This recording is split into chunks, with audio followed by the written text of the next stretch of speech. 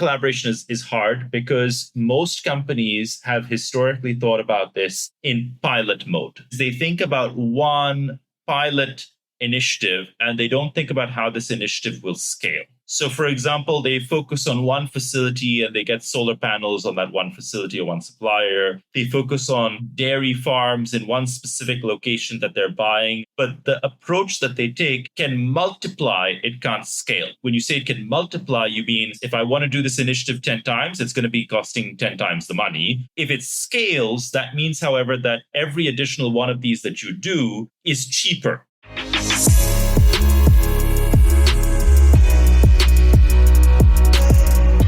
I'm Isabel Wild. Welcome to the SoS Sustainability Podcast, a show for professionals transforming corporate sustainability strategies, brought to you by Altruistic.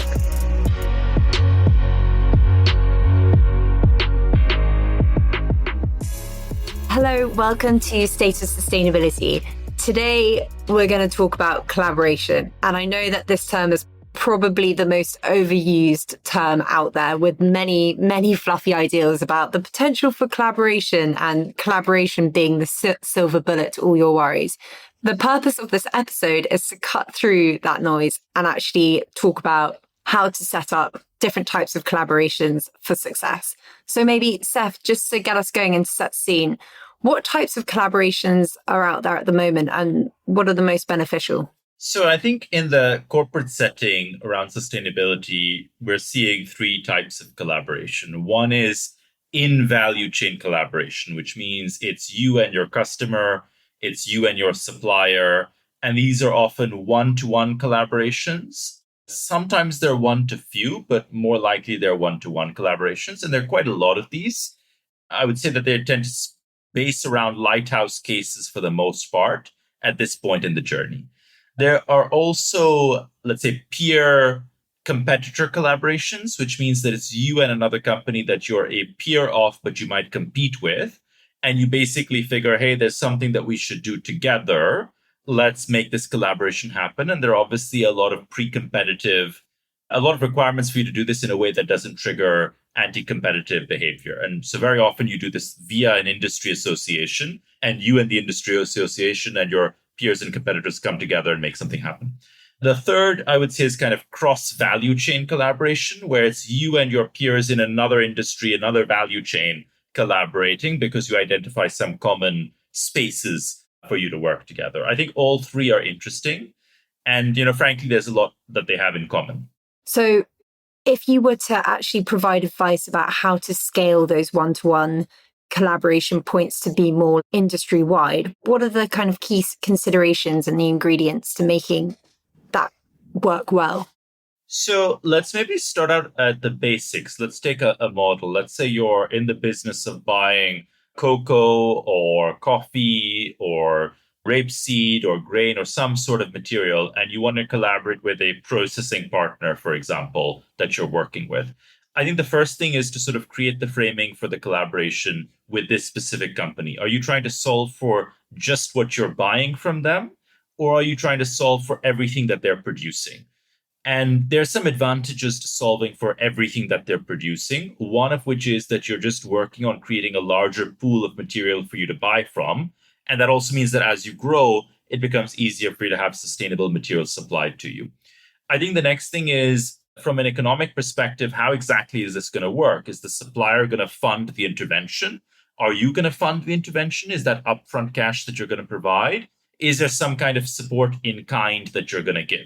So let's say, for example, you want to have heat pumps installed at this facility. You want to have solar power brought in to replace the grid power. Maybe there are a few of these things that you want to bring in. We saw a trend 2 years ago, 3 years ago, where the customer would fund these by actually putting forward the cash for the intervention. There are a lot of companies that were never doing that, but there were some companies that were actually putting forward the cash. What we're now seeing is that as this starts to scale, the customer or the brand wants the supplier to hold their share of the bill. And that either means funding the whole of it themselves as a supplier or funding part of it. And that's called a co-investment approach. There's another approach to that, which I think is quite interesting, where the brand or the customer says, I have a financing partner on my side. It's a bank I work with, like a NatWest or JP Morgan, and they have provided me with a financing facility, and I actually want to try and cover certain projects on my supplier side as well. Maybe there's an asset financing approach that can be taken. And so the brand, the customer leverages their scale and the way their balance sheet maybe as well to provide financing support to the supplier. But the supplier is still really paying the cost. It's just that they can benefit from lower cost financing. So there are a range of different options out there. And then finally, just to round off, I think what you want to then say is this thing that I've done in a one-off case with this supplier, what would it look like if I did this across 10 suppliers? Is it the same model? Do I come out with a case study on what the intervention was? Do I extend the approach to covering the costs, whether it's the supplier paying or the customer paying or some sort of co-financing? Do I extend that across all these suppliers? And do I want to do that only for certain categories of materials that I'm buying, or do I intend to do that more broadly? And on this co-investment approach, are you referring to pre-competitive collaborations there, or are you referring to more of a landscape-based approach where you're getting different actors in? So maybe like an NGO or other actors within a specific area that have vested interests but don't necessarily compete with you as a brand or a company? So far, what I've described does not necessarily trigger any anti-competitive action. This is just you and your supplier, and you can collaborate with your supplier on a one-to-one basis, and there's nothing wrong with that. When you start saying, hey, actually, my competitor also has the same interest here, can my competitor and I club together or group together and provide some sort of joint incentive to a supplier? That's when you start to get into that gray zone where a lot of this is tricky. One way to sidestep that is to try and involve an industry association and say, actually, can we do this as a collective organization? Is the industry doing this? It's not just a couple of companies. There are still some controls and safeguards that you need to allow for, but that can become a little easier. Another approach to do this, which I think is likely to be the model for a lot of CapEx heavy interventions, is going to be, can I actually provide an offtake agreement to a particular supplier, and my peers or my competitors also go ahead and provide offtake agreement? And it's not like I'm colluding with them and kind of saying, hey guys, why don't we all do this together? It's just that I'm providing a pattern, and I acknowledge that my supplier can shop around that model to others as well. So let's take the same example where I have a supplier that's going to be doing heat pumps and solar panels, and maybe there's something else. Maybe there's some funky use of hydrogen going in there. And so you say, hey, I'm going to give you an offtake agreement, which means that I'm going to guarantee that for the next 10 years, I'm going to pay you a small premium for the stuff that I'm buying. And that premium is going to fund the CapEx for what you're going to do. This is happening right now, for example, on a lot of carbon capture and storage projects, which is they have a big capital requirement up front. And the way that industry is supporting that is rather by then giving a grant or something like that, give a long-term purchase agreement, which the supplier can then leverage often and go and raise money against that. They can either go to the investor landscape and say, hey, I have 10 years of demand locked in, or they can even sometimes go to a bank and say, hey, I have like a guaranteed buyer. And if they can take that same model to multiple customers and multiple customers say, yes, I'm willing to give you this long-term contract, just having a first mover go and put that on the table for a supplier can be a big value driver for a supplier who's looking to do some sort of innovation. And I see a lot of that happening on the CapEx heavy side. Just providing that model is in itself not triggering any anti-competitive behavior, but can be a big forcing action to drive collective behavior, if you will. And to take it maybe to the carbon accounting side of things, I think there's a lot of chat around the free rider problem and what happens if you're investing into a supplier and then your competitor can actually take the rewards of that. How do you approach that? Again, I'm making an investment in a collection of farms supplying a processor, and the processor is supplying me. The way that you would need to do this right now from an accounting perspective is you'd have to apply some sort of a mass balance based approach where you would say, hey, this is what I'm buying from the places that are impacted. This is how I'm apportioning that to a particular product that I'm selling to a particular customer. What we think is the most scalable way to do this is to have differentiated product carbon footprints, which means that what you're buying, you basically have a before and after. So you say, okay, great, I bought something from this collection of farms, let's say, and last year, this is what the baseline looked like for what I was buying. Now, one of my customers has made a change or financed a change that has hit these particular farms. As a result, the baseline for what I'm buying has shifted. I'm going to take that delta between the baseline and the new baseline, and I'm actually going to apportion that onto certain products only and the product carbon footprint for certain products only, which I'm selling to the customer that financed the change. The key thing to bear in mind is that this only works if you don't apportion any of that change to the product carbon footprints for your other customers, because that would be double counting. And also, key is that this only really holds up if there's a common ledger where everyone can actually log these sorts of things so that there is no double counting, because there's a massive incentive to double count. And this common ledger, is this on the near-term front?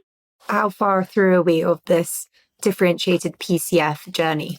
I think we're very, very early stages. And so from a technology standpoint, at Altruistic, we built the technology to do the differentiated product carbon footprints. So we can actually cover the accounting side of it. From a ledger perspective, there are different initiatives underway to try and develop this sort of a ledger. The value change initiative is one effort that is gathering some traction, which I think could be a really interesting one to watch.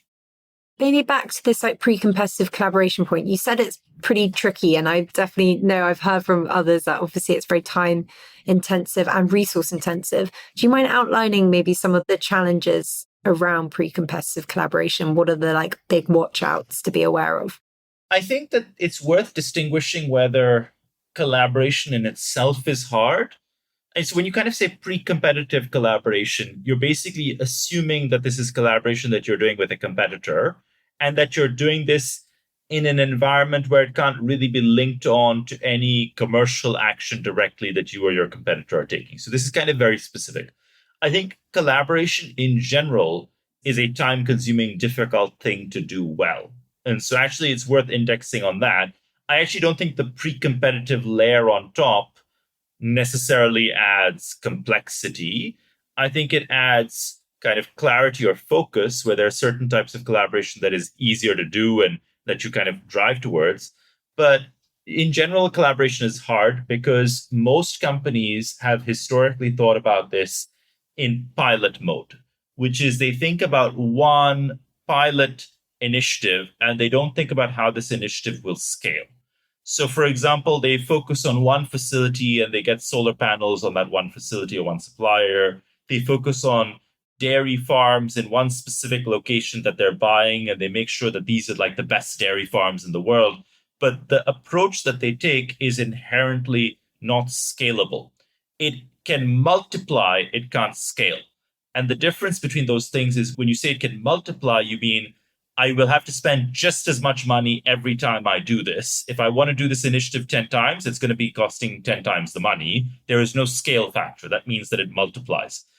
If it scales, that means, however, that every additional one of these that you do is cheaper, actually. Let me give you an example. Right? When we do supply chain engagement at Altruistic, we are going out to a particular supplier. Let's say it's a packaging supplier of a customer, and we are helping them onboard onto the Altruistic environment to share data with a customer of theirs.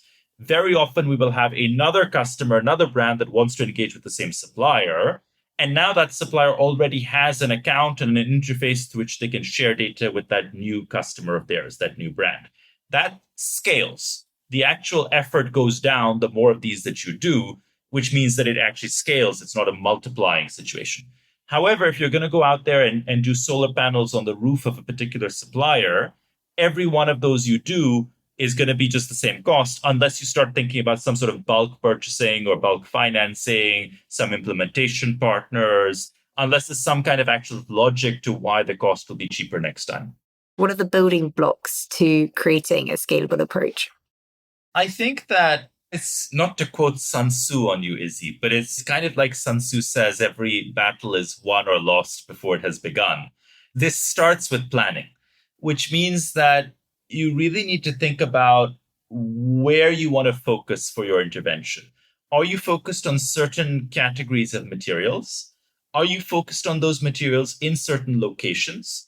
And are you focused on decarbonizing certain activities for the creation of those materials in those geographies? For example, these are already 3 filters that will give you a lot of clarity and focus around, for example, whether you are going to focus on electrification of last mile transport in London versus switch to bio-based pesticides in Minnesota for a certain type of agricultural material. This clarity of focus of where you want to focus is the first thing always. The next is, okay, great. If there are certain activities that I'm targeting for these materials in these geographies, what are the levers that I'm interested in using to decarbonize those activities? Again, is it electrification of last mile transport? Or is it actually I want to change parcel sizes for last mile transport, both of which might target the same activity? And so you kind of really need to think about which levers. And then if I look at those levers, the intervention for this lever, what would scale look like for this? Take again something which is about heat pumps or solar panels or similar.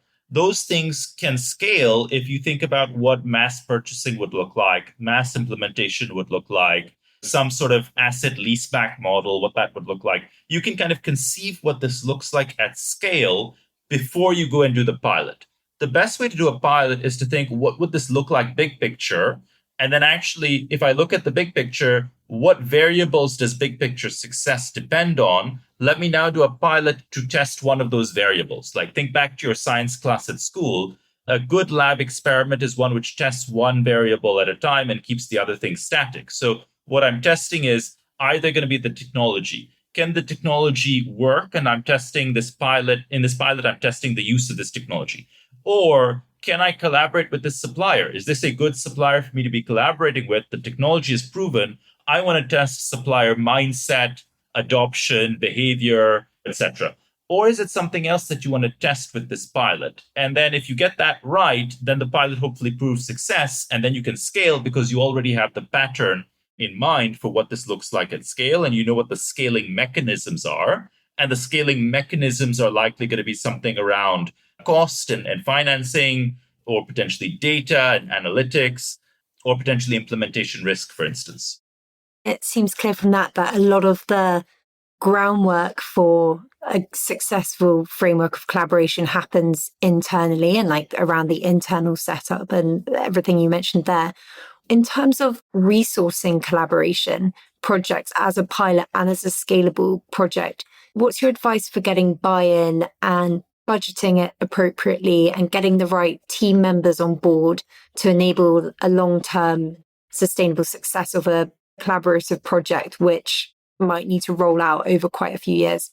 So I think it is, again, useful to already scope out what would this look like 4 or 5 years down the road.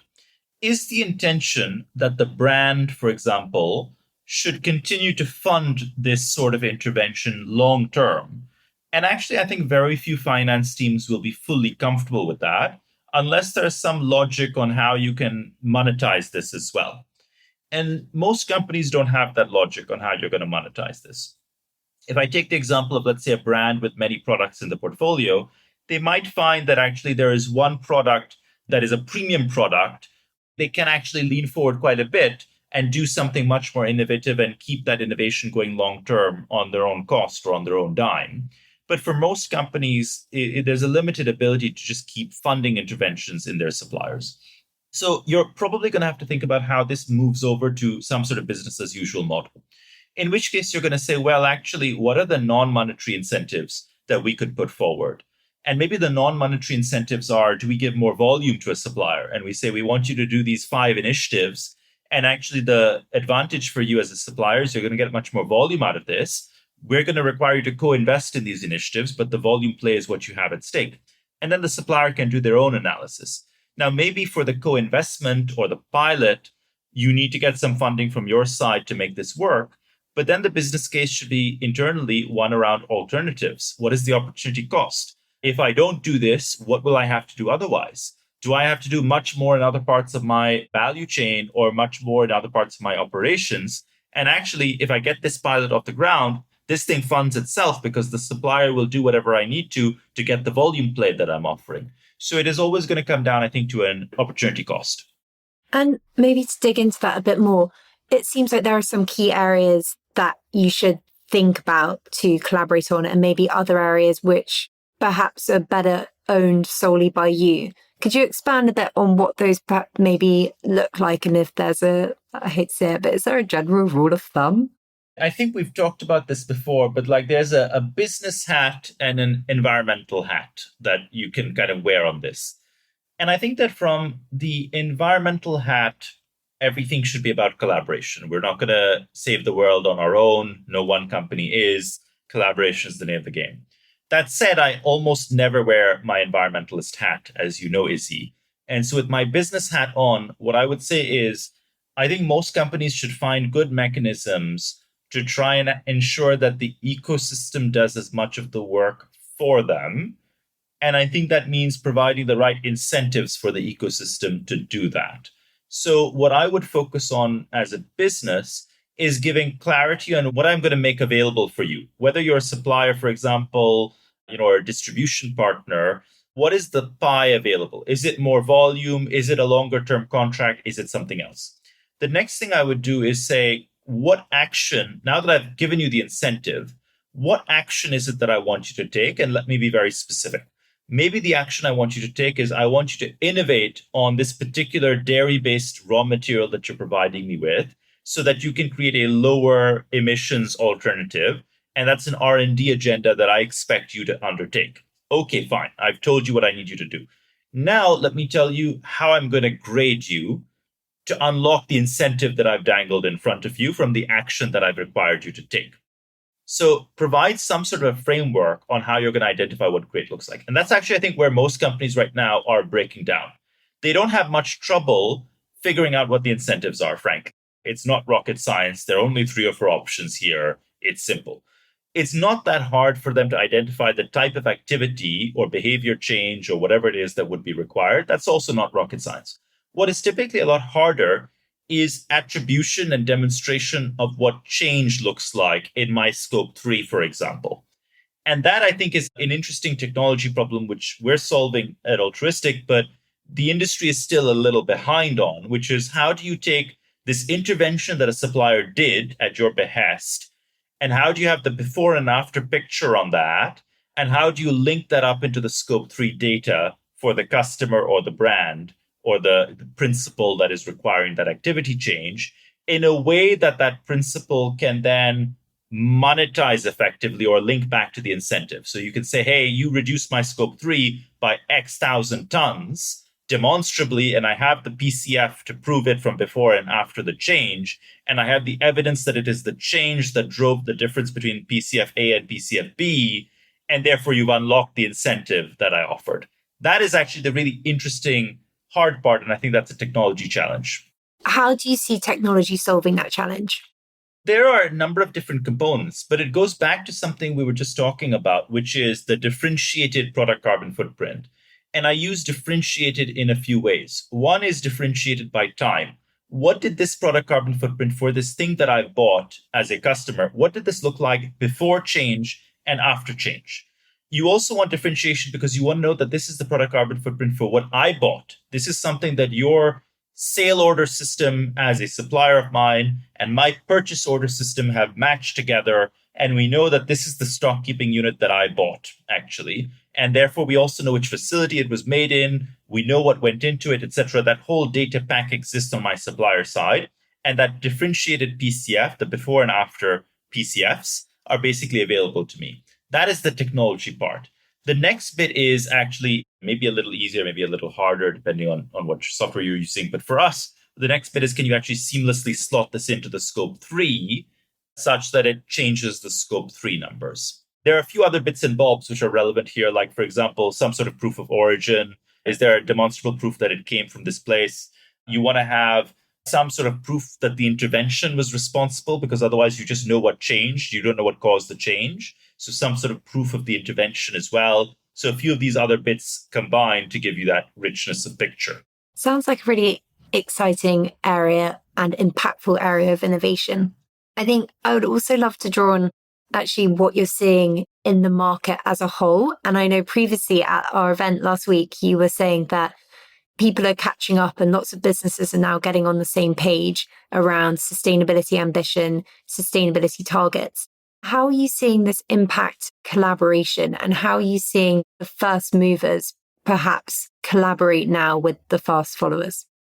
Let's start with the first movers. So Unilever has famously been one of the first movers on this sort of thing. And the way that Unilever was approaching this a couple of years ago is they would actually try and finance the physical separation of materials, which means a separate processing plant for some materials that they're buying, such that they can have full traceability and demonstrable change because they know exactly what's going into that facility. That is harder to scale because, again, it multiplies, it doesn't scale. Every time you want to do this, it's the same cost. So then the next thing is, well, actually, if we're trying to do this in a data sense from accounting terms, we need to be able to also have different systems able to speak to each other. And so one of the things that Unilever did was they collaborated very closely with WBCSD and PACT, which of course we know well, to try and define standards for what PCFs should look like, how PCFs should look like in an organization creating them, and how they should be shared across organizational boundaries.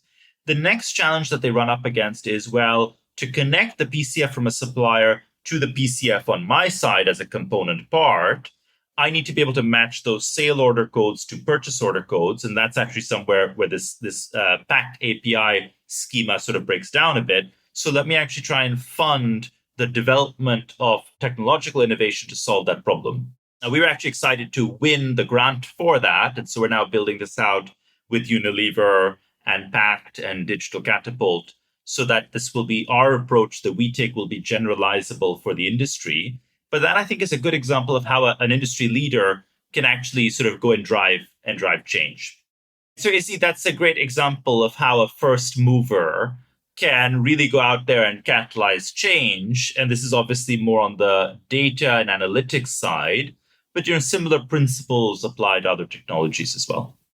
There seems to be so much potential here and so much excitement around what collaboration can create. I think a big issue from what I've heard from people is actually finding the right suitable partners to collaborate with and being able to identify perhaps even other companies who are using the same supplier or other companies who are working or supplying from the same area. How would you suggest to navigate this? I'm actually going to be totally contrarian and also avoid answering the question, Izzy. And I'm going to say I think there is actually too much talk about collaboration. There's this old maxim, which is if you want to go far, go with others. If you want to go fast, go alone. And to be honest, I think it's time to go fast. It'd be nice to go far, but it would be, frankly, a lot nicer to go fast at this point.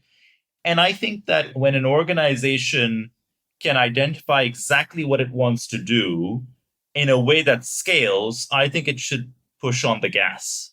And maybe that means collaboration, or maybe it means direction.